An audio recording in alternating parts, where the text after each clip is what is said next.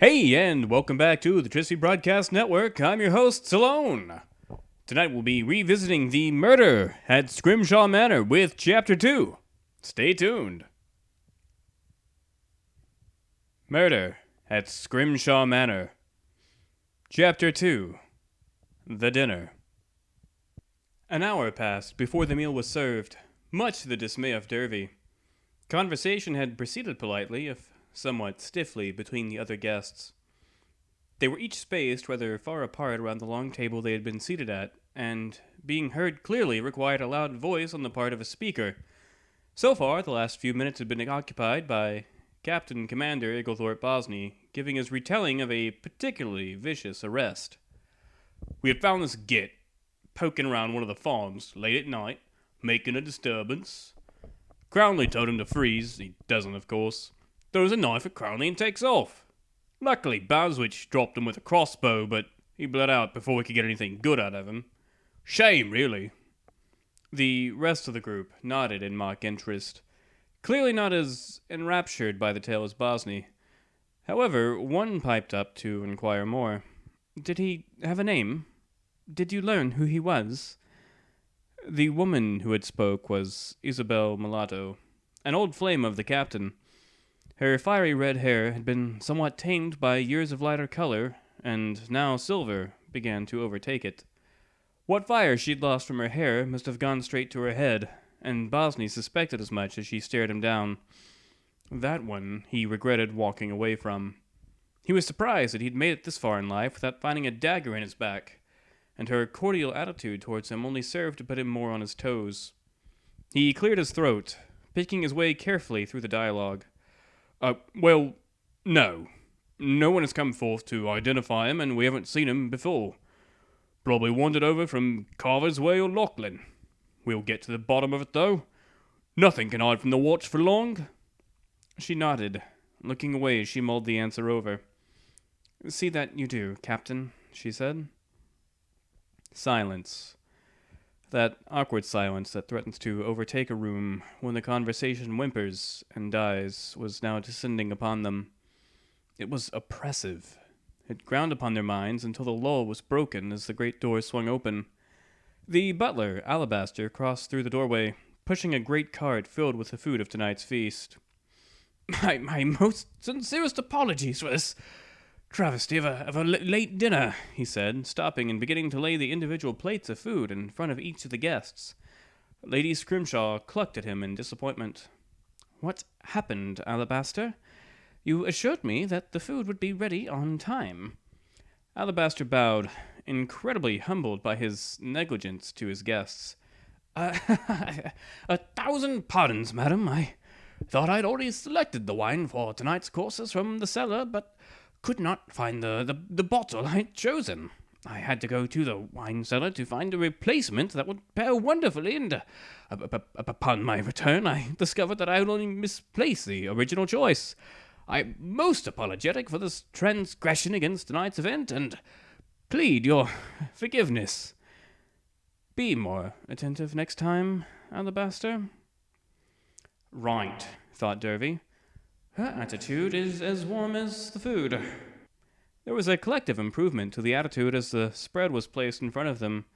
As Alabaster began placing a dish of thick cuts of ham in front of the Lady Scrimshaw, he quickly retrieved it. My apologies, Lady Scrimshaw. I have nearly forgot. With a bow, he set the spread of food in front of the Lord Trailbuck, giving him a warm smile. Trailbuck eyed it for a moment, but gave it no more consideration, as any food would be worth it at this point. With a flutter, he placed the corrected meal of a much leaner dish in front of Lady Scrimshaw, giving her a nearly imperceptible nod as he did so. With that, he left for the kitchen, wheeling his tray with him. My guests, said Lady Scrimshaw. You may begin. Conversation fell as they ate, with only the occasional word exchanged. It was about halfway through when Lord Trailbuck cleared his throat, addressing the rest of the group. I hate to spoil a decent meal with political talk, but I would like to address the proposed regulations for business entities of Finch's Hollow. Dervy dropped the fork from his left hand, letting it clatter onto the plate. All right, you.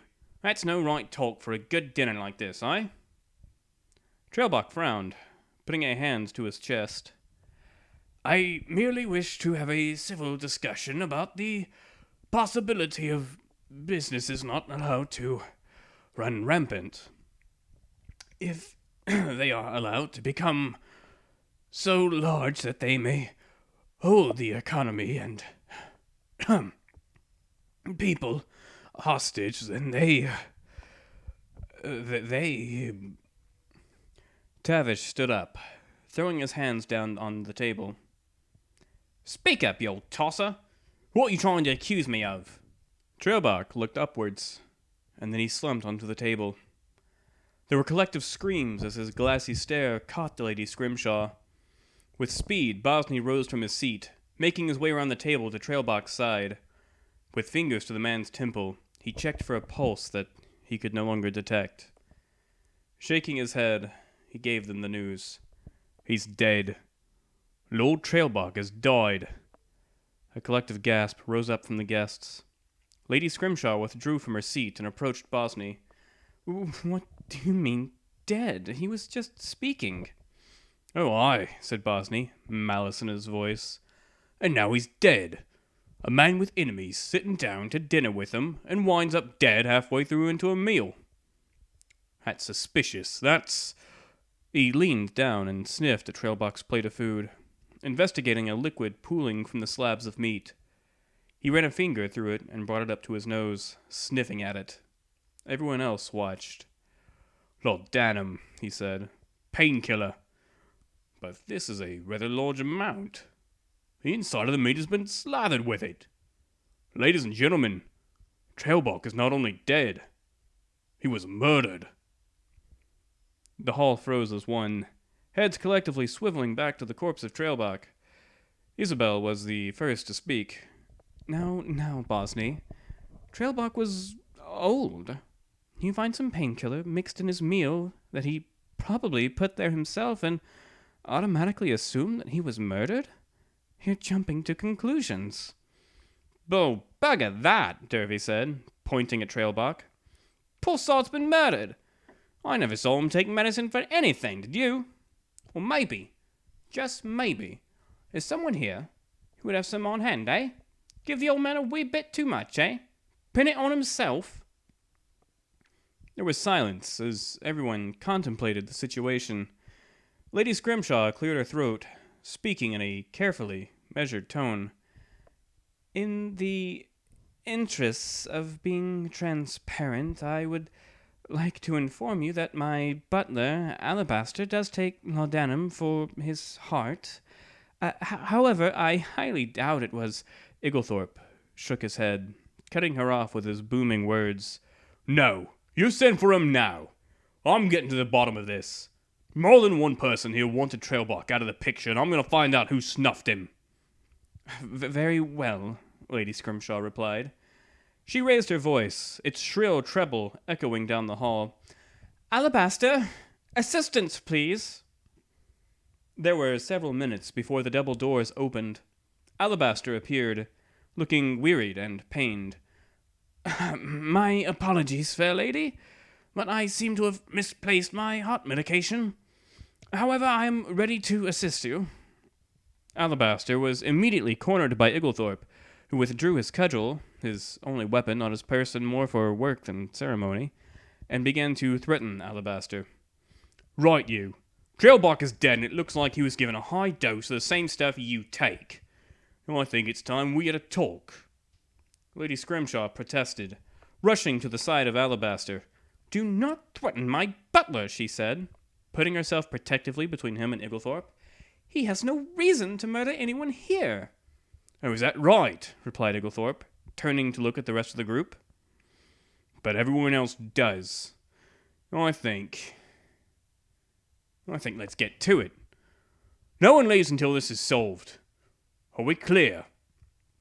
The assembled group nodded their heads somberly, grim faces looking back at Igglethorpe as he cornered the butler. Right, Alabaster, was it? I'm going to start with you, and then I'm going to see the rest of you having a little talk. No one breaks the law on my watch. Isabel spoke up, anger apparent in her words. Bosney, you're quick to jump. For all we know, it could have been you. Igglethorpe rounded on her, raising a finger to her face. Don't even stop, mulatto. I am the law here. She shrugged, crossing her arms. Exactly, she said. What better way to cover it up? Igglethorpe grimaced, visibly enraged. I would never. Someone poisoned him, and I'm going to find out who it was. Isabel rolled her eyes. Everyone had a bottle of laudanum. It was used for a multitude of things. It would be rather hard to prove anything, even if some were found on someone. Dervey appeared to be thinking the same thing. Oi, Bolsney, he said, standing up and emptying his pockets, pulling out a half-full bottle of the opiate. Look, I've got some. I just picked it up in town the other day. Been having a spot of, to say in polite company, issues of the stomach. And I bet I'm not the only one. With the medicine, I mean. What about you? There was some murmuring of agreement as Isabel produced a nearly empty bottle herself. Igglethorpe looked back and forth at the multiple bottles, and was surprised to see even Lady Scrimshaw attempt to demurely place a bottle in front of her. He cleared his throat and began his rage again. After a while, he sighed, producing a small flask from inside his trousers and tossing it down the table. All right, fine. I know it because I take it too. We all take it. But one of us didn't, and now he's dead from it. So we're going to go around the table now, and I plan to find out who did it. And why. And thus the first round of interrogation began.